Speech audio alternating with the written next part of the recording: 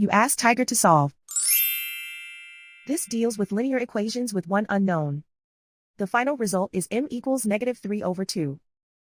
Let's solve it step by step. Group all constants on the right side of the equation. Subtract 9 from both sides.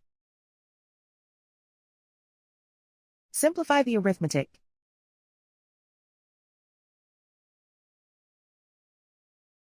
Isolate the m. Divide both sides by 6. Simplify the fraction. Find the greatest common factor of the numerator and denominator.